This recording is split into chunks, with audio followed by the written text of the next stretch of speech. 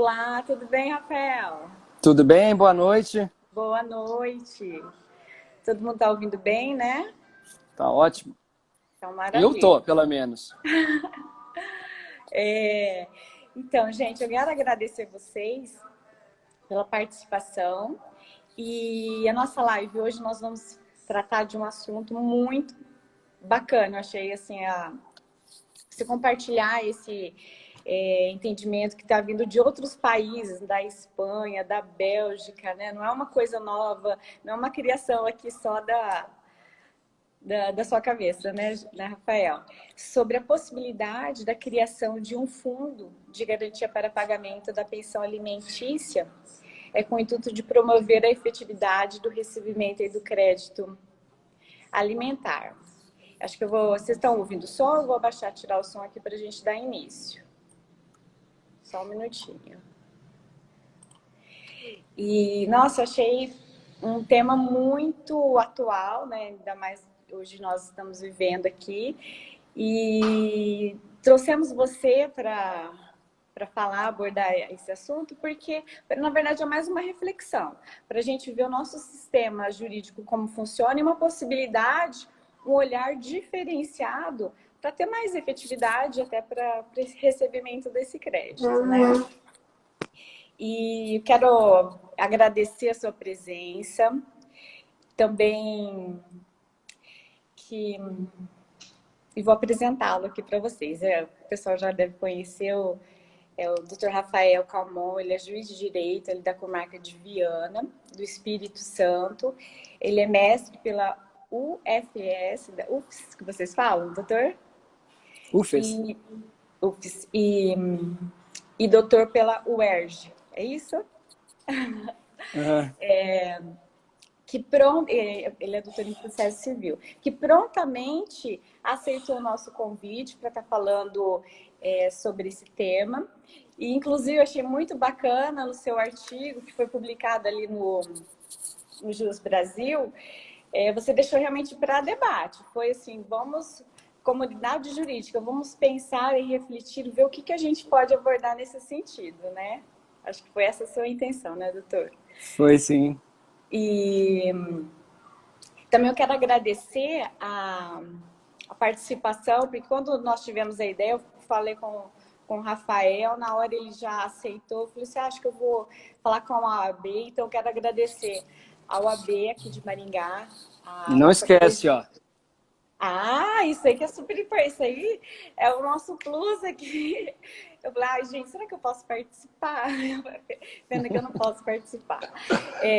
Aí eu quero agradecer a doutora Ana Cláudia Pirajá Bandeira, que é a nossa presidente aqui da OAB de Maringá, a doutora Valéria Galdino, que também apoiou, é a presidente do IBDFAN aqui do nosso núcleo, né, de aqui da região também. A doutora Luz Marina, que está aí também presente, que ela é advogada familista, ela sempre ajuda, sabe? Ela tem a família também, o olhar dela muito bacana nesse sentido. E a Comissão de Direito das Famílias da OAB, que eu estou atualmente como presidente. E, como você comentou, que se quiser mostrar novamente o Pra já. livro... Gente, nós conseguimos o sorteio, um brinde especial para vocês que estão participando. Esse livro maravilhoso do Rafael Calmon. E nós vamos sortear no final da live. Então, fiquem atentos aí, que vale a pena, muito bacana. Inclusive, quando eu postei no grupo aqui da nossa comissão, um dos membros, o Lucas, falou, nossa, o Dr. Rafael tem 2 livros, são maravilhosos, né? Tem esse de partilha e tem de processo civil e família também, né, doutor? Tenho sim. Aí hoje a gente vai sortear isso, né? Sim. Você E escolheu. exatamente. Vamos já divulgar o outro, né? Que as pessoas ficarem interessadas. Eu tenho que pegar o outro ali. Daqui a pouco eu Sim. pego para mostrar para vocês. Enquanto isso aí vão vendo esse, ó. E lembrando aí pra galera que tá chegando, é só botar esse gaivotinho aqui que eles chamam, esse aviãozinho que tem aqui embaixo, chamar os amigos para participarem também. A galera que tá rolando a live Bacana. com sorteio, né? É esse aqui, Sim, ó. participa, gente. Vamos divulgar. Ó, tá no plástico, ó, tá novinho esse aqui. Imagina quando a gente abrir aquele cheirinho de livro. Ó o Eu acho... barulhinho, ó. Ai, que tudo! Eu falo nada mais agradável. Acho que nossa geração, eu sou da geração do papel. É como você pegar um livro, grifar aquele cheirinho de novo, é É bom, né? Ó, uma tá vindo delícia. outro, hein? Atenção, vamos ver se a galera curte também. Esse aqui, outro. Ó, direito das famílias e processo civil. Você imagina isso aí? É muito importante a gente fazer Esse esse carrega o link. direito das famílias no título, para dizer que não é direito de família, é direito É das das famílias. famílias, exatamente. Hoje em dia nós vivemos nessa. Família não é uma família mais, né? Só uma maneira. Então, nós temos diversas formas, modalidades de família e vivas diferenças, né, doutor? Ah, viva as diferenças, tem que ser plural, né? Hoje em dia não tem mais como falar no singular, né? Exatamente. E vamos só verificar, o pessoal aqui é da onde? É aqui mais da região aqui de Maringá? Fala de onde vocês estão, pessoal, vocês estão? Ó, eu conheço a Elisângela Sócio Ribeiro, é Londrina, Ah, não é? Elisângela Sócio Ribeiro. Quem mais que eu conheço aqui? A Solange, que é de Barueri. Aí, ó, Solange Correia, de Barueri. Daqui a pouco tá a Letícia Ucha aí, que é de Porto Alegre. Quem mais? A olha, advogada Luz Marina, que é daí, não é? sim, é daqui, exatamente. Ó, a Silvia Ana Lira do Carolina Rio. Rapino, a Ana Carolina Rapino aqui de Maringá, a Flávia também, Ó, a tem Patrícia Novaes Calmon é de Vitória. Rere Moura Santos. Aí no Sul, os meus livros não são muito conhecidos. Vamos ver a partir de hoje, hein? Sim, é... esse que é também um intuito, né, para a gente compartilhar essas ideias, essa doutrina nova e de entendimentos muito bacana. Eu estava conversando com a doutora Ana agora há pouco, ela falou assim, olha, agradece o doutor Rafael, porque essa abordagem que ele está tendo é um olhar bem diferenciado, mais humanizado mesmo, para o direito, né, das famílias e a gente ter essa efetividade. E vamos ali, vou focar um pouquinho no tema, que a gente já tá, para dar tempo para fazer o sorteio, quero conseguir fazer antes ali, acho que é 60 minutos que fica, né? É. Já tem 11 e com 58 ele já aparece um cronômetro para você para Tá, vamos ver se eu não fico nervosa, fica cessar. atenta aqui, né, Rafael? Então, eu achei que veio muito a calhar esse tema, porque o próprio STJ teve uma decisão recente que ele determinou a soltura dos devedores de alimentos, né? E diante do coronavírus, aí que tá toda essa discussão. Inclusive, o TJ aqui do Paraná, ele concedeu um habeas corpus coletivo, né? Então, o que acontece? Muitas vezes foi concedido, alguns juízes não estão nem mais concedendo neste momento, né, a princípio, a prisão. E o que você nos fala desse tema muito interessante para a gente colocar em reflexão, em debate e, de repente, até fazer alguns projetos para dar uma efetividade? Porque acho que o entendimento tem de várias maneiras, né? Mas a palavra é sua agora, Rafael. Ah, obrigado. Oh, bom, então, Jennifer, muito obrigado pelo convite. Obrigado ao AB Maringá. Obrigado a todo o sul do país aí. A galera curte meu trabalho. Os meus livros vão ter mais entrada aí a partir de hoje, eu tenho certeza. Eu tô vendo aqui que a Roberta Lipori já quer comprar. Calma, Roberta, você vai ganhar esse livro hoje, tenho certeza. Você não vai precisar comprar, não. E nós estamos com uma presença especial aqui. Posso registrar a participação dessa Com presença certeza. especial? Olha, o Valentim, olha só, é meu cachorro. Ah, eu já vi ele. Eu já ouvi. Olha a cara dele. Não tem como não gostar desse bicho, né? Fala sério, ele tá sempre com essa linguinha pra fora aqui. Então, Valentim, sossega a onda aí. Olha só. E ele faz umas leituras com você também, né? Faz, o Valentim, Mal e aqueles me ajudam a escrever direto. Direto. Olha só, pessoal, obrigado pela presença, muito boa noite. Jennifer e galera, olha só. Quando a gente fala de direito das famílias, a gente tem que esquecer aquele direito de família, né? Vamos tirar para lá o direito de família. Porque não é só tradição, eu vou chegar nesse ponto. Quando a gente fala de direito na atualidade, direito em geral, a gente sempre tem uma coisa que vem em mente na mesma hora. A gente está num duelo, assim, ó. De um lado, tradição, de outro lado, inovação. E isso não é jogo de palavras, tá? Tradição, ela faz parte de um direito de família. Um direito que poucos aqui talvez se lembrem, mas que alguns certamente vão se rememorar, sabe de quê? de um direito que era avesso a uniões paralelas, era avesso a uniões homoafetivas, era avesso a filhos fora do casamento, porque só o casamento que formava famílias. Aliás, era avesso a qualquer forma de família que não fosse pelo casamento.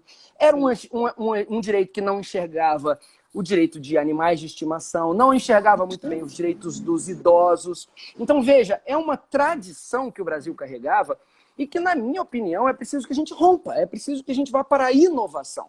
É a inovação e não a tradição que sempre nos assegura coisas disruptivas, coisas novas, como o nome já diz. Se não fosse pela inovação, a gente não estaria conversando aqui hoje. Todos nós, em tempos de Covid, estaríamos, imagina se a gente estivesse indo com aquele Nokia que podia jogar só o joguinho da cobrinha. Imagina o que a gente estaria fazendo hoje em dia, não é? Se a gente tivesse com coronavírus naquele tempo. Ia ser um terror. Cortando.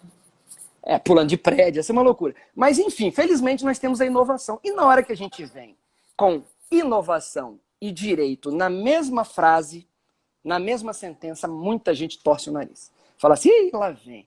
É inovação demais, é muito... Vamos ficar com a tradição.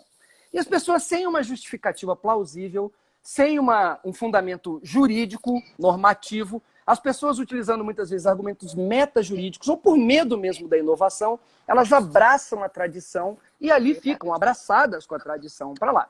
Felizmente o IBDFAM, né, que é um instituto muito importante no direito das famílias, certamente tem uma galera aqui que é ligada ao IBDFAM, é bem disruptivo nesse ponto e trouxe uma inovação, então trouxe uma oxigenação, o direito de família praticamente não existe mais e o direito das famílias é a tônica. Por isso que eu volto a falar orgulhosamente no meu título do meu livro, é direito das famílias, daqui, não é de família.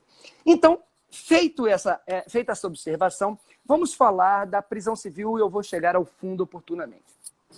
A tradição do nosso direito é que, na execução de alimentos, o credor de alimentos possa se valer dessa medida executiva chamada prisão civil. Então, vamos tratar de conceitos para que a gente não os confunda no futuro e, a partir desses conceitos, a gente consiga identificar alguns tipos elementares que também permitam que a gente classifique institutos, não confunda, não baralhe situações e todo mundo consiga entender direitinho. Então, veja bem, a prisão civil, primeira coisa, ela é permitida no Brasil porque a gente tem uma convenção interamericana, que o Brasil é signatário dela, o Pacto de São José da Costa Rica, né, a Convenção Interamericana de Direitos Humanos, e está bem claro lá dizendo assim, é admitida a prisão civil para casos de alimentos. Tem bem claro assim. A regra, na verdade, ela vem na negativa. Não se admite a prisão civil, exceto para devedores de alimentos. Ok. Com base nessa convenção, o Brasil é signatário dessa convenção. Logo, ela entrou como um status de norma constitucional para alguns. Enfim, ela veio incorporada ao nosso ordenamento jurídico com uma norma ou de mesmo status ou assemelhada à norma constitucional. E a nossa Constituição de 88, por sua vez, admite a prisão civil para o devedor de alimentos. E isso vem há muito tempo. Antes dessa convenção existir, o Brasil já admitia nas nossas constituições a prisão civil do devedor de alimentos. Então, sente-se o alerta aí da tradição. É uma tradição que a gente tem. E tudo bem, até um certo ponto, porque direito é cultura. Precisa a gente fixar essa segunda premissa. Direito de cada país, ele segue o ordenamento cultural daquele país. Então, a língua influencia, as práticas influenciam, os hábitos. Então, nós temos uma cultura brasileira. Como você bem disse, a gente tem essa tradição da família, da civil law, e a gente adota essa cultura e a gente quer dar bola ao nosso ordenamento jurídico. E no nosso ordenamento jurídico, já que tem a permissão do Pacto de São José da Costa Rica, tem a bênção dele, digamos assim, tem a permissão na nossa Constituição, o nosso legislador infraconstitucional vem admitindo a prisão civil. Mas aí vem um alerta, galera. Nós não estamos mais num tempo em que o que importava era só o dinheiro. Vamos lá. O dinheiro importa? É claro que ele importa. Sem dinheiro, a gente não teria o nosso aparelho celular para a gente conversar agora, a gente não teria roupa. Mas dinheiro a gente arranja em alguns lugares, numa esquina, a gente arranja num trabalho, a gente pode achar um dinheiro no chão. Um pai e uma mãe você não acha, não. Ontem eu falei sobre alimentos avoengos, porque tem muita prisão de avós. Né? Entenda, não é prisão de idoso, não, que já é ruim, é prisão de avô idoso. Que é o quê? Ele não paga alimentos porque ele foi acionado numa ação pelo neto dele que o pai dessa criança, ou seja, filho desse idoso, não pagava. Então eu acho um pouco absurdo isso, mas o STJ, respeitosamente, eu discordo, mas ele prende mesmo avós e idosos, conjugando duas condições que não são muito legais para você decretar a prisão. Isso dito, vamos continuar. Sim. Então, fixando essas premissas que a gente A tem... pena que eu não posso soltar coraçãozinho aqui, porque tá espetacular.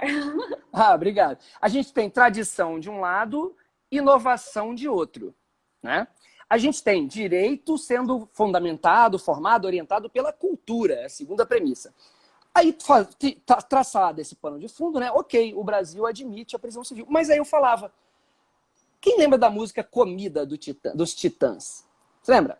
A gente não quer só comida, a gente quer diversão, arte, balé. Isso deixa bem claro que o credor de alimentos ele não precisa só de comida para comer. Alimentos não são só comida. Ele tem vários aspectos que uma prisão civil pode romper. Momentaneamente, o afastamento desse pai ou dessa mãe, e me permitam falar pai, não é vilanizando aqui a figura dos homens, e nem preferindo a união homo ou hétero, não tem nenhum problema, é só para a gente exemplificar. E a tradição brasileira, o que a gente vê nos tribunais, a gente vê na prática, é que mais de 80% das guardas são unilaterais e atribuídas a mães, em relacionamentos hétero. Então o pai acaba sendo o não guardião, por isso o devedor de alimentos. E por isso ele acaba sendo preso. Mas eu aqui não estou vilanizando e nem inocentando. Ainda bem que o CNJ, com a resolução 125, tentando modificar a questão da guarda compartilhada para mudar esses padrões, né? Você vê a importância de uma intromissão para mudar a cultura, mudar uma tradição? Vem a inovação tentando mudar a tradição. Como sempre fica essa briga, né? Então, é muito importante esse passo do CNJ. Desculpa. Então, continuando. A prisão civil ela é admitida, mas lembrem-se, o credor pode buscar algo mais do que só alimentos, só comida, só dinheiro. Quando a lei fala em alimentos, tudo bem. A gente entende, às vezes, como comida e dinheiro. Mas os titãs, sabiamente, já chamaram a atenção para isso. Então, veja bem, para que, às vezes, mandar um devedor para a prisão se isso pode afastá-lo, ainda que momentaneamente, do convívio com o credor? Ruim. Ok. Ainda que isso possa romper definitivamente o último elo que talvez os ligasse. Porque tem vários fatores nessa relação que o afeto entre eles anda um pouco abalado e quando você manda o camarada para a prisão, ele fala definitivamente, olha, agora é que eu não quero convívio mais. Eu não estou julgando certo ou errado, tá? Eu estou falando, a partir de uma situação fática definida, as consequências que podem ocorrer daí por diante. Então essa é inegavelmente outra. O afastamento temporário enquanto está preso já é uma, né? Porque está preso, não tem como conviver naquele período. Outra é essa, talvez o rompimento até definitivo ou com sequelas muito difíceis de serem reparadas. Traumáticas, né? Bem traumáticas para ambos, sem dúvida. E aí a gente vai avançando na nossa temática. Isso é para quem defende a prisão. Ok, a prisão é cabível, tem esses inconvenientes aí, mas vamos lá. Agora, que tal, e aí vem o assunto do nosso encontro de hoje, que tal se a gente, com a inovação, tentasse combater a tradição e falar assim, será que não tem um meio termo entre isso? Será que ou o devedor não paga, ou a gente tem que prender o devedor para que ele pague? E detalhe, quem aqui teria coragem de escrever assim, ó, posso consultar teu público? Sim, claro, ó, vamos interagir. A Maria Fernanda Oliveira Ribas, a MP.Ramp, a Martinelli, a ADV Luiz Marina, Valmora Rauli, Patrícia Novaes Calmon, Silvia, Letícia Ucha, que é sócia de carteirinha da live do Rafa. Quem aqui teria coragem de falar assim, ó, prende, que é certeza absoluta que o dinheiro aparece? Quem teria coragem? Acho pouco provável. Eu percebi sua expressão, concordo com um ponto. Eu tenho experiência. Prende, o dinheiro até pode aparecer do chão, brota. Mas é certeza? Não. A criança vai receber?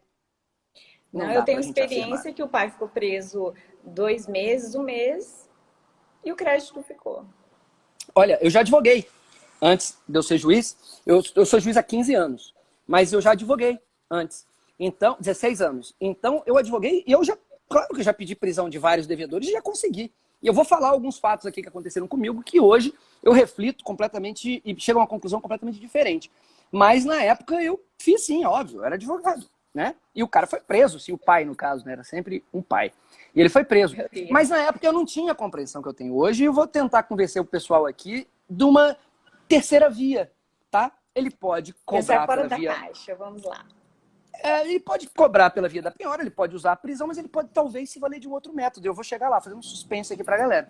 Ai. Então, então assim, nessa prisão, ok, o camarada vai preso. Então, tem pessoas que defendem muito a ferro e fogo a prisão. Mas eu desafiei aqui e vamos ver se alguém escreveu, hein? Quem dá a certeza? Certeza absoluta. Responde aí, gente. Vamos ver, hein, galera. Joyce Liberato? Foi A Joyce disse que eu já convenci ela. A Roberta Lipori, que vai comprar meu livro, quer dizer, vai ganhar hoje. Ó, já convenci. Não, Roberta, vamos embora, tumultua aqui. Letícia, vamos ver, já falou aqui, Letícia Ucha, ainda mais no nosso país, que nível alto desemprego no país. Certeza de algo, quem tem? O ADV Gabriel Machado falou, eu tenho certeza da morte, Gabriel, um dia eu vou morrer. Certeza absoluta. E uma outra coisa também, eu vou chegar lá, é outra coisa que eu te daria certeza. Não é garantia, convenhamos, a gente tem aquela... 50, a Mariana Duda... Isso, então que tal, galera, Valmor Rauli, Ariane, ADV Gabriel, se a gente tivesse um método que desse 100% de certeza, 100% de certeza que a dívida seria paga. Existe esse método, é o que a gente está conversando hoje aqui. É o método que já é usado em vários países do mundo, vários, com absoluto sucesso. Vou chegar lá. Então vamos lá. Para a galera que defende a prisão, fala assim, Rafael, mas prende que paga. É a tradição contra a sua inovação. Então, ó, tchau, bum, a inovação perdeu. Prende que paga. O dinheiro aparece. Reconheço que pode acontecer, reconheço. O camarada pega empréstimo, a mãe dele aparece, parará, o dinheiro sai e brota do chão. Beleza, acontece, acontece. Aí uma coisa que eu falo assim, numa comparação um pouco absurda, só para ilustrar, a galera vai entender, é o seguinte, se você torturar um acusado de um crime, será que ele confessa? Não é certeza, mas pinga um ácido na unha dele, aperta a mão dele, o dedo dele com um alicate, que é bem provável que ele confesse. É claro, eu estou raciocinando por absurdo, mas a tortura, em alguns ordenamentos do mundo, talvez possa ser admitida. No Brasil, felizmente, a gente evoluiu e a gente abandonou essa porcaria. A gente não quer associar na comunidade internacional, nem na nossa, a possibilidade de você ter uma tortura perante um juiz ou um policial. Isso não existe no Brasil. Não. Quem não fala, né, lembra do pau de arara? Pelo amor de Deus, a gente evoluiu, a gente está em 2021. Porque 2020, convenhamos que o Covid tirou da gente, né? Então a gente está em 2021. E a prisão civil? Quando você fala em alguns países da Europa, que no Brasil prende para pagar dívida, mesmo que seja de prisão, eles torcem o nariz, dão uma respirada e falam assim, caramba, vocês prendem. Porque isso é um fato outra cultura, negativo. outro pensamento. É um fato negativo na comunidade internacional. Você perde crédito, principalmente porque nossas prisões, convenhamos, não são spas. Eu não estou falando que no Brasil aconteça, mas vai que a gente se baseie na experiência que, por exemplo, na Suíça, na Suécia, dizem que lá, se você for preso, pode acontecer de cortarem sua cabeça e tal. Aqui não acontece. Felizmente, a gente não tem rebeliões em presídios, a gente não tem preso perdendo a cabeça, não é verdade? Mas vai que a gente copia a experiência suíça. Porque na Suíça dizem que é um terror cortar a cabeça dos presos. É claro que eu estou brincando, né? No Brasil é muito comum a gente ter, infelizmente, muita pessoa em rebelião, morrendo. Será que isso atinge só pessoas que estão lá por crime? Não. Se eles praticaram crime ou não, o que convenhamos, refoge ao nosso assunto aqui, eles têm que ser presos, eles têm que ser punidos. Mas se o Estado quisesse matá-los, o Estado teria pena de morte, né? Instituiria a pena de morte e mataria eles. Só que joga num lugar que não é o ideal. A gente tem um déficit de humanidade, né? O STF reconheceu o estado inconstitucional de coisas do nosso sistema penitenciário, porque a coisa não é bonita. Agora, se isso ficasse lá no direito criminal, já seria ruim para a nossa imagem. Agora, nosso sistema prisional é caótico, né? Quando a gente traz para o processo civil, a gente começa a se deparar com incoerências que eu vou apontar antes de botar a cereja no bolo, que vai ser o nosso fundo. Peraí, vamos trocar. Nosso fundo, deixa o nosso fundo fora disso, né, Jennifer? É o fundo, não é? Deixa o fundo. Então, é fundo, é o nosso fundo. Fundo de garantia ali, né? Fundo de garantia. Esse é um fundo de garantia como cereja do bolo. Então, voltando. Prendeu. Aí para os adeptos da prisão. Rafael, prende que paga. E aí vem o meu questionamento. A que custo que paga? Primeiro questionamento. Há um custo humanitário grave de mandar um devedor para a prisão? Há um custo do direito internacional, um custo internacional grave de saber que as nossas prisões não são ideais e tem um devedor por um débito, nem criminoso ele não é, lá. Um déficit do direito penal de incoerência com o nosso próprio sistema de direito positivo. Por quê? Duas súmulas em especial do STF falam que mesmo condenados, mesmo reincidente, mesmo crime hediondo, tem direito a alguns benefícios, é claro, porque ele é um ser humano. Então a pena dele progride. Se o estabelecimento prisional para o qual ele for encaminhado não for muito bom, ele tem direito de até usar a tornozeleira eletrônica, ou uma prisão domiciliar, ou um regime aberto, porque ele não pode ficar jogado como se fosse um animal.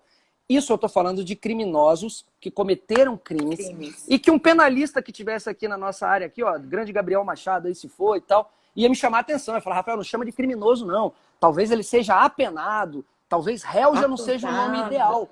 Acusado, denunciado, condenado, sentenciado, porque não vem com esse nome, não. Não é verdade? Exatamente. E tá certo, a gente tem que encaminhar para a humanização, para frente. Não é para uma regressão, não é para trás. Quem anda para trás é caranguejo. E a gente acaba botando caranguejo na nossa panela e comendo ele.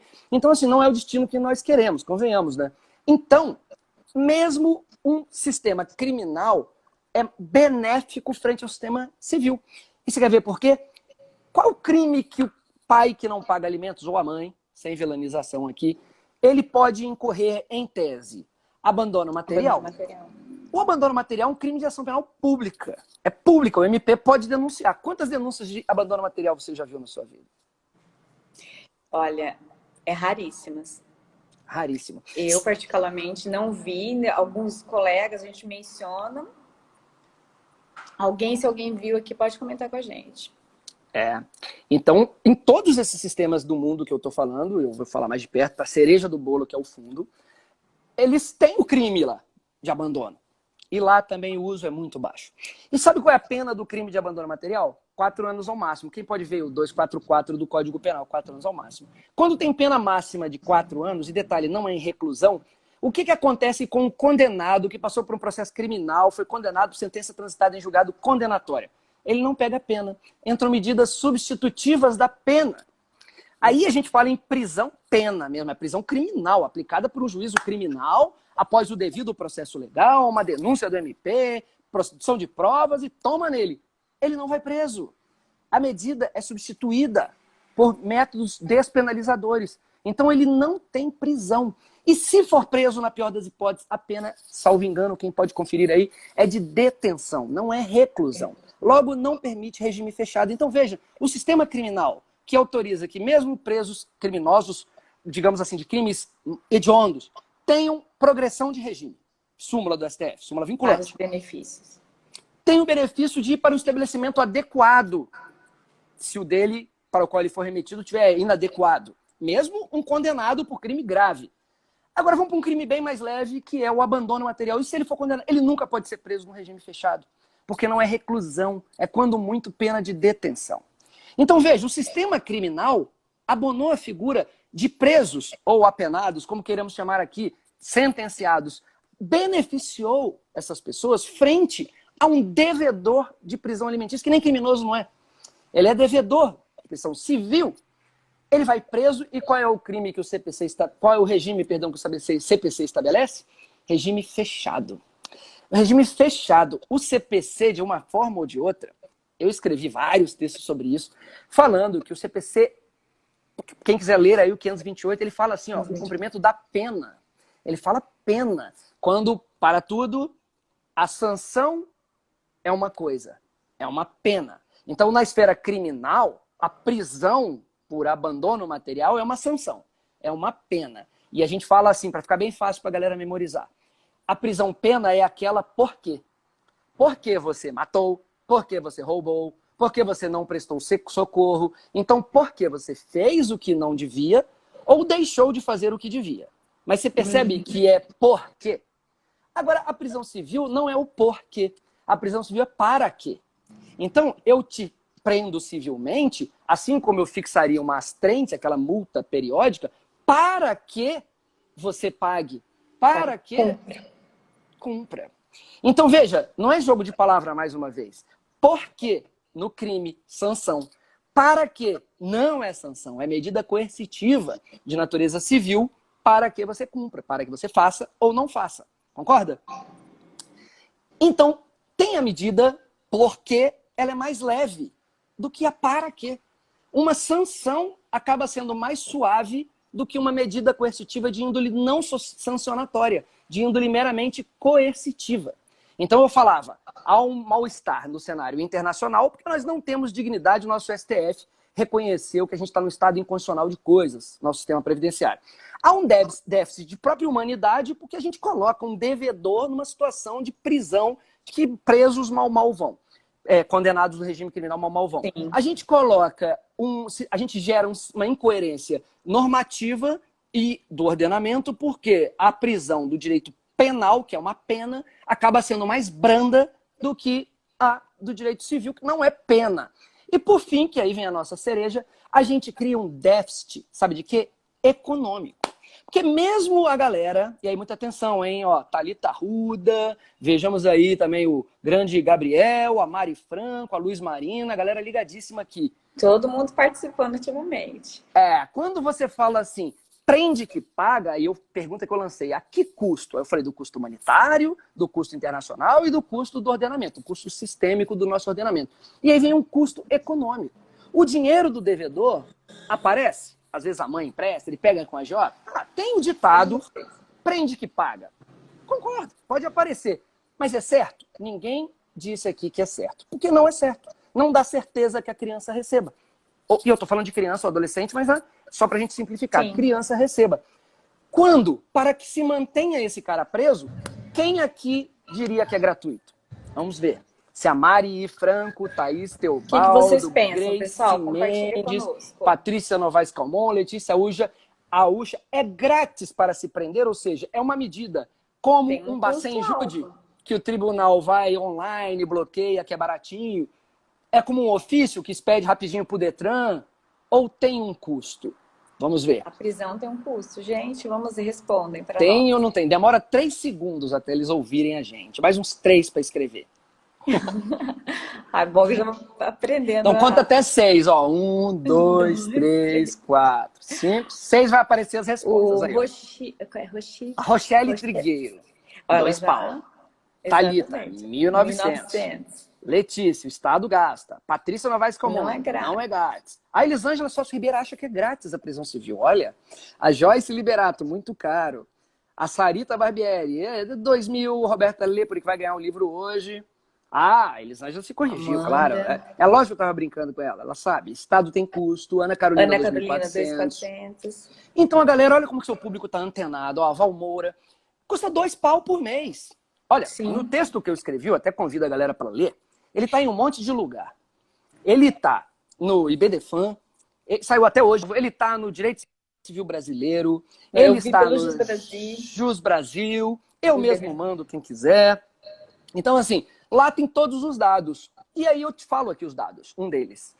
Um relatório recente, uma auditoria do TCU, que, aliás, tem o poder de fiscalizar o dinheiro empregado pelos fundos, e isso vale a pena porque a gente vai conversar sobre o fundo, então o TCU fiscaliza fundos.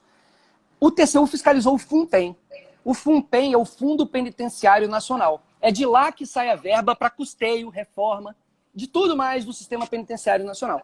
E ele percebeu que, além de ser um pouco desorganizado, alguns estados sequer sabiam informar quanto gastavam por mês com preso, ele apurou, depois de puxar a orelha dos estados, ele apurou o seguinte: em alguns presídios federais, não é o nosso caso, mas vamos lá, em alguns presídios federais, chega a 4.500 por mês o valor. Em presídios estaduais, que já é mais a nossa realidade, 1.500, igual a galera falou aí, 1.900, 2.200, chegamos a uma média bruta aqui, que eu sou mal pra caramba em matemática, mas botamos aí R$2.000. Aí você quer um dado alarmante, um parêntese aqui pra galera? Quanto custa um estudante de ensino médio ou básico por ano? Achei fantástica essa sua colocação para a gente visualizar mesmo a realidade, né? E olha, não foi minha, eu não tenho pretensão nenhuma de dizer algo meu, eu não criei o fundo, né? Nada disso, tá? Sim. Essa observação foi feita pela ministra Carmen Lúcia aos 6 anos. Só que ninguém fala da prisão civil, Jennifer. O problema é que a prisão civil ela não é enxergada. Sabe por quê? Porque a tradição brasileira ela vem esmagando a inovação. Tá A na prisão raiz, né? penal, as pessoas entendem, já enxergaram o preso penal, tanto que há pouco tempo foi concedido um habeas corpus coletivo para as mulheres em estado de gestação ou de lactação, para idosos, pessoas, tudo bem, mas os presos criminais, agora o preso civil, ele está jogado do mesmo jeito. Fala, ele será preso em área separada. Mas convenhamos, a polícia invadiu por uma rebelião e soltou bomba de gás lacrimogêneo. Você acha que ela vai olhar para o preso civil e falar, opa, esse aí não, tira mais pra lá. Vem aqui com a gente. Você acha que o cachorro, o pastor alemão, vai morder? Ah, o preso civil não morde não, hein, galera? Vamos morder os outros ali. Entende? É claro que morde. Enfim, ele está no mesmo ambiente. Ele está no mesmo ambiente. Então, voltando ao meu parêntese, um estudante de nível médio ou nível fundamental, ele custa 2.400, 2.800 por ano. Por ano. E a gente fica prendendo presos civis, falando que o dinheiro aparece, ao custo de R$2.000 por mês. Ou seja, por mês, para manter um preso civil, você paga meses de um estudo de um aluno no nível fundamental e básico. Meses! E eu fiz um cálculo lá no meu texto, chamando a atenção para a galera para o seguinte ponto. Você lembra quando eu falei que eu era advogado há 16 anos? Sim. Eu já pedi prisão, sabe por quanto? Ele estava devendo R$80, R$90. É claro que valores à época. Mas R$350, R$400 hoje. E eu volto a falar para a galera aqui. Quem me dá certeza que nunca viu uma prisão civil por débito de R$300? Atenção, hein? Quem nunca ouviu falar que o devedor devia 400, 500 e foi preso mesmo assim. Vamos ver quem tem coragem de falar que não. Sabe por quê? Porque no Brasil não tem limite. Não tem limite mínimo. Não tem. Em algum lugar tem. O seu tribunal baixa normas, o meu baixa, as leis estaduais, não, o processo civil, a Constituição, não. Não tem um limite mínimo. Claro, o Brasil é pobre, vamos usar essa medida. Mas veja a tradição começando a ser sufocada pela inovação. R$2.000. Então, na época lá, eu pedi, o juiz decretou. Eu, como juiz, há muito tempo já vi pedido de prisão alimentícia por R$90, R$80. Sabe por quê? Porque ele pagava R$27 por mês. Ó, a pessoa Juliana aqui, ó, menos de R$300. Gente, é uma realidade do nosso país, não adianta, né? Então eu fiz um cálculo bem simples. Eu sou péssimo em matemática, mas eu arredondei para a gente facilitar. Imaginamos um devedor que deve 500 pratas por mês. 500. É bem real, né? Meio salário mínimo. Não é bem real? Não tô viajando, Sim. tô? Não tô é viajando fora, aí, galera. Dentro da normalidade, assim, né? 500 pratas. Aí ele deve janeiro, fevereiro e março. Entra na justiça em março. Até citar o devedor, abril. Devendo, então, R$2.000. Citado, o devedor não paga. Maio é decretada a prisão dele. E o juiz vai e prende por 3 meses. Maio, junho e julho. Deu 7. 7 vezes 5, 3.500. 3 meses de prisão, R$6.000.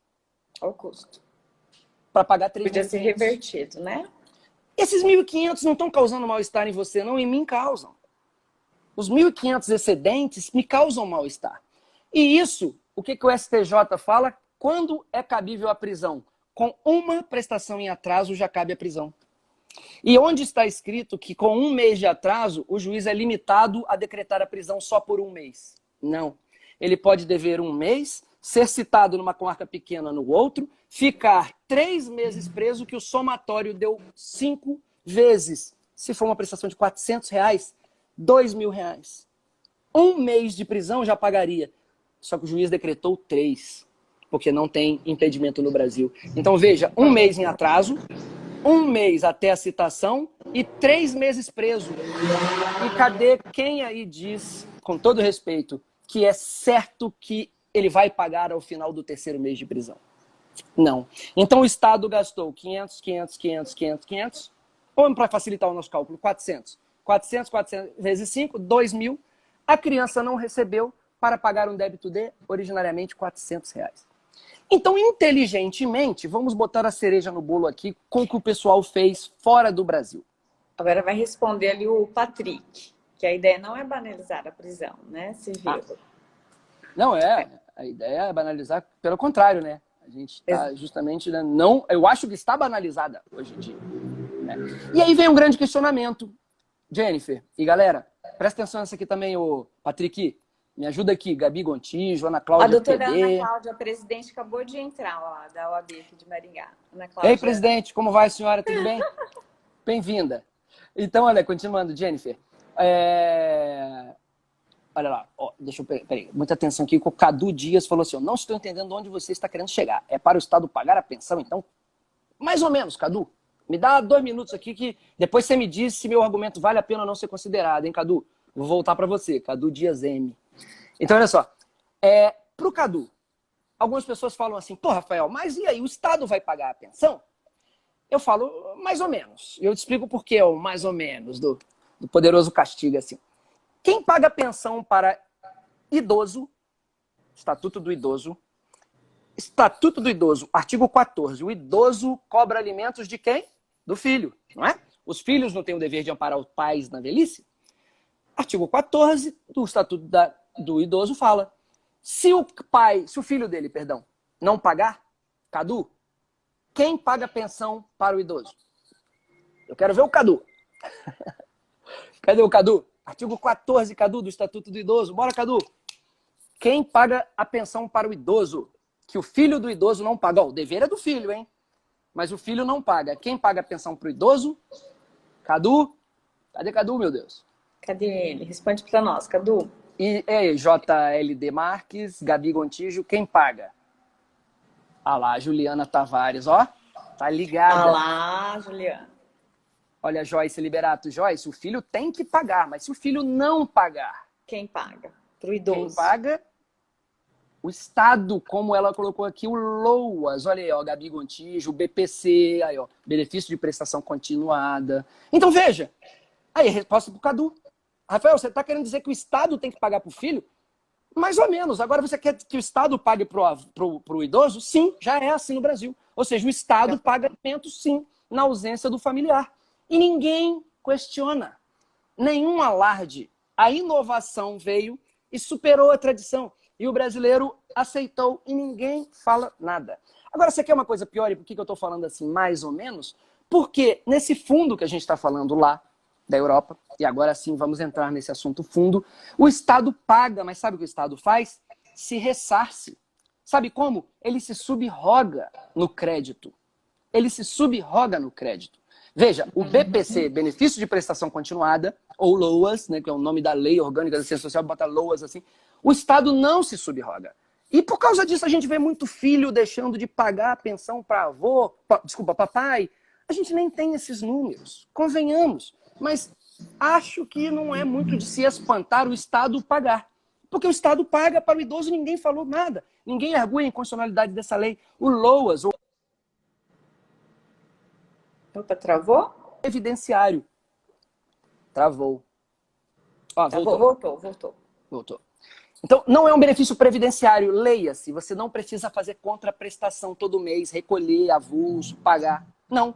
Você é idoso, seu filho não pagou, você se habilita o BPC, que é o benefício de prestação continuada, por meio da LOAS, Lei Orgânica de Assistência Social. Quem quiser é só pesquisar aí, ver que ele é um benefício assistencial, não precisa de nenhuma contraprestação. E sabe o que acontece? O LOAS não se subroga, ou seja, a Previdência Social Brasileira não se subroga e vai cobrar o filho. E nem por isso a gente vê um monte de hipótese que as pessoas ficam, mas o Brasil é muito pobre, Rafael. Isso vai fazer com que nenhum filho nunca mais pague alimentos aos pais.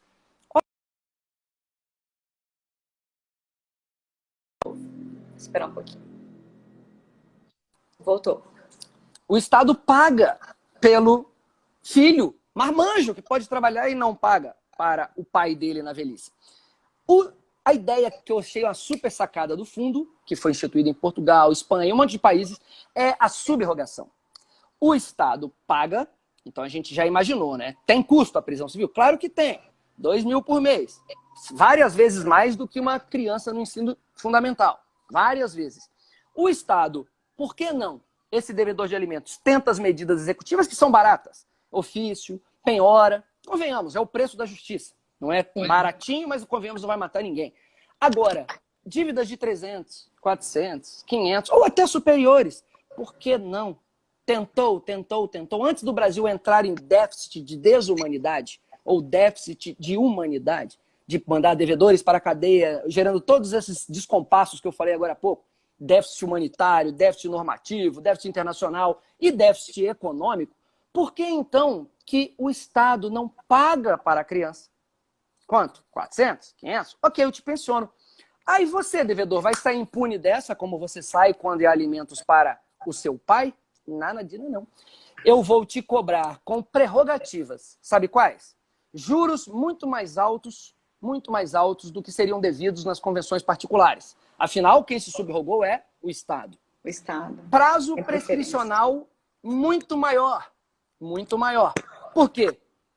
Vai que amanhã ou depois você arranja um emprego. Em Portugal, o prazo simplesmente não existe.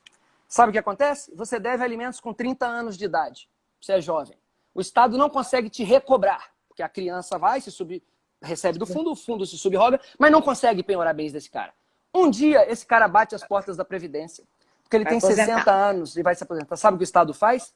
Ok, você tem aposentadoria. Mas tá vendo aquele débito lá que você gerou? Ele não prescreveu. Então eu vou retendo da sua aposentadoria, me ressarcindo, eu, Estado, e daqui a alguns meses você vai ver a cor do dinheiro. Olha isso. Outras possibilidades, sabe quais que podem acontecer? O devedor comparecer e falar assim, eu posso não ter dinheiro, mas eu tenho força de trabalho, então eu aceito trabalhar para pagar. Você não está me impondo, sou eu que voluntariamente estou querendo. Quem proíbe isso? Ninguém pode proibir isso, ele pode trabalhar até a favor do devedor, construindo uma casa para o devedor, como a minha amiga a Ângela Jimenez, juíza em Mato Grosso, falou ontem na live. Falou, uma vez eu marquei a audiência, o devedor apareceu e falou, não tem dinheiro, mas eu sou pedreiro, eu ajudo a construir sua casa. Vambora? Eu cobraria 80 por dia, faço por 60 e eu pago a dívida. E aí? Vale a pena ou não vale? Vai mandar para a prisão? Enfim, o fundo tem essa maravilha de possibilidade que ele se subroga. Você quer ver uma outra possibilidade? O fundo pode também gerar um crédito que seja inscrito em dívida ativa e promover uma execução fiscal, com todos os benefícios que uma execução fiscal tem. Inclusive, quem não lembra lá dos embargos, a segurança do juízo obrigatória, que é muito mais forte do que a cumprimento ou decisão, a cumprimento ou execução. Então, o que precisa para um fundo? Vamos lá. Muito simples. Quem aqui não conhece o FIES? Quem não conhece um aluno que tenha se beneficiado com o FIES? O que é o FIES? Isso. Fundo de Incentivo à Educação, não é?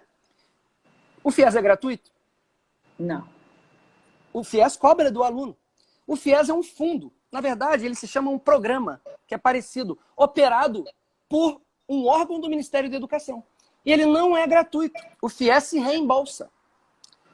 O fundo brasileiro é bem simples a criação em tese. Precisa de uma lei complementar para estabelecer o regramento geral. E você quer saber uma maravilha, Jennifer, se tiver um deputado, um vereador nos assistindo aqui agora, isso pode ser feito no seu estado. Isso pode ser feito a nível municipal aí em Maringá. Galera de Londrina e Elisângela, pode ser feito. Claro, não com todas essas prerrogativas que eu estou falando, porque no Brasil, só lei federal pode disciplinar sobre processo, não é? Então, privilégio de crédito e tal. Mas pelo menos as crianças receberiam. Agora, você quer uma vantagem para nosso legislador federal, se ele quiser? Nós estamos num momento de mega crise. As votações no Congresso estão todas virtuais. Estão sendo criadas a cada dia leis excepcionais. Quem não ouviu falar do Co-Voucher, né? O Covid Voucher, ou o Voucher, Corona Voucher? Corona Voucher. É uma lei excepcional, não é? Por que ninguém contemplou criança credora de alimentos ali? Por que não, num período excepcional, a gente poderia fazer uma lei excepcional, provisória, como tudo que é excepcional, provisória, a nível de teste. Se não desse certo, o nível do corona, já salvamos as nossas crianças, convenhamos? Então, assim, o que acontece? A Ana Carolina Moreira Pino está falando, o teu debate abre um debate muito top. Teu pensamento, Ana, lembrando, não é meu, tá? É o teu pensamento, desculpa. Não é meu, eu estranhei porque ninguém escreveu isso no Brasil. E eu escrevi porque eu tenho muito contato com aquele português que fez a live comigo, o Antônio Fialho. E ele falou a realidade no país dele, para a galera que vê base concreta. Sabe quanto o fundo de lá arranca, ou seja, quanto o governo federal de Portugal tem que destinar ao fundo? 0,1% do orçamento da Previdência. Dado concreto, real. E sabe qual é o percentual de sucesso, de arrecadação de volta do fundo? mais de 50%. Ai, Você acredita? conta, E sem falar que é um programa do governo. Então, no Brasil, poderia ser criado um fundo, lei complementar. Esse fundo poderia ser subsidiado, inclusive por doações. Quem não conhece o Fundo da Infância e Adolescência? Não é? FIA. A gente não faz doação no imposto de renda. Lembra, a gente não pode vincular verba tributária diretamente a fundo. Não pode no Brasil. Mas nada impede que uma doação que saia do meu imposto vá para lá. E você quer saber mais? Ações civis públicas, medidas administrativas feitas pelo MP contra violações a direito de criança, podem ser estabelecidas multas, e aí sim sancionatórias, como um TAC, por exemplo, termo de ajustamento de conduta, quem não conhece. TACs podem arrecadar valores e reverter para esse fundo. Ó, doutora Luz, vamos levar o projeto para os deputados federais. Então, galera, live passa rápido, né? Já está acabando aqui. Isso que eu ia falar, doutor, falta 8 minutos. Aqui. 8. Então, já concluo colocando a cereja mesmo, assim, bem vermelhinha, em cima do bolo para a galera detonar. Galera, o fundo, na minha visão, não é ideia minha. Deixem meu fundo fora dessa, não é meu fundo, tá? O fundo é Portugal lá e a gente tá vendo aqui. Agora, convenhamos que é uma ideia. Cadê ele? Ele voltou? Eu esqueci o nome dele. Não sei se ele voltou. Cadu, não sei se ele voltou. Acho que era Cadu o nome dele, Caduzão, cadê? Volta aí. Então, assim, é uma alternativa. Que tal se em vez de tentar a via, prende o devedor, prende que paga, a gente refletisse falando assim, o Brasil está entrando num déficitzinho humanitário, internacional, normativo e econômico, por que então não o Estado se paga, mas vai ficar de graça? Ora, se fosse de graça, tudo bem, é ruim, mas o Estado já faz isso. Agora não é. A propósito, o Estado se subrogaria, reverteria, e por que motivo em Deus o pai da criança e a criança não iam... Olha lá, o Cadu concordou, olha lá. Quer dizer, opa, ele falou. Então, por que motivo em Deus as pessoas não iam suspeitando de mim, falando assim, Rafael, mas é claro que as pessoas vão fazer um conluio, né? O pai e o filho vão se ajustar, o pai vai ficar encostado, tipo assim, dane-se, o Estado paga para meu filho e eu tô livre. Ei, nananina não. Pode vir uma execução fiscal contra você, juros muito mais altos, prazo prescricional muito mais amplo, que vai perturbar a tua vida.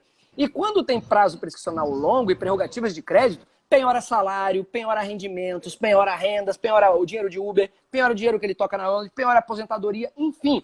Não é fácil para o devedor se livrar de um fundo. E por que não a gente cogitar também na criação, já que é a lei que tem que gerar esse fundo, por que a gente não pensar na criação de um crime contra o fundo? Pode ser crime tentar fraudar o fundo, já que é uma lei federal, não é? Então seriam basicamente dizer esses os argumentos, lembrando que o Ministério Público, por prerrogativa constitucional, por imposição constitucional, e o TC, se for do Estado, o Tribunal de Contas Estadual, enfim, da União, também tem a determinação, por imposição legal, cabe a ele fiscalizar a verba de fundos. Então a gente tem no cenário teórico algo bem perto de algo efetivo. A criança recebe, o devedor vai ser cobrado, não é garantia que vai receber, mas tem muitas medidas. O Estado não fica gastando dinheiro desproporcional, porque pensão de 500 ia gerar pagamento de 500, pensão de 600 ia gerar 600, não ia ver esses R$2.000, e teria fiscalização de órgãos como o Ministério Público, o próprio TCU, inclusive com sanções para os gestores desses fundos. E então a ideia, ela é nova, por um lado, o fundo de alimentos, mas não é antigo. Tanto o Estado sustenta, mas não é novo, tanto o Estado sustentar pessoas, como o idoso, só que sem se subrogar, quanto a existência de fundos que se remunerem no futuro, que recobrem dinheiro, como o próprio FIES. Então, é basicamente essas as minhas observações a respeito do fundo. Gente, são 4 minutos. Ó, extraordinário, acho que valeu a reflexão. Acho que todo mundo vai começar a pensar um pouco aí sobre essa possibilidade, né? E vamos tentar... É muito rápido mesmo, foi maravilhoso. Vamos tentar fazer aqui. O pessoal já cobrou. Quero meu livro. Quem falou aqui, ó? Bom, é esse aqui, ó. Corre aí e faz o sorteio. Vamos Vou por que motivo, mais uma vez, parabéns. Ó, o que eu pensei no sorteio para hoje? Tem algum aniversariante de hoje? Rápido, Se tiver, hein? tem que provar com RG mandando na UAB. Alguém tem? Vamos aguardar? Tem um delay aí? Enquanto a galera pensa, duas coisas. Eu tenho um curso de Direito de Família que está em promoção da Seu Futuro, Cristiano Sobral, um fera de concurso. Abaixo ele está 397, um curso completo de Direito de Família, 20 horas de curso. Entra lá no meu Instagram que vocês vão ver, o curso é bem completo. Os livros também você encontra lá se você quiser.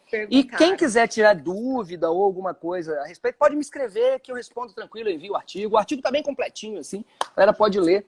E aí, será que vai ser a Roberta Lipori? Ó, já que ninguém tem aniversário hoje, eu tive uma outra ideia, porque nós não temos muito tempo aqui. 17 de abril apareceu a Claudete Gomes, hein? Dia 15.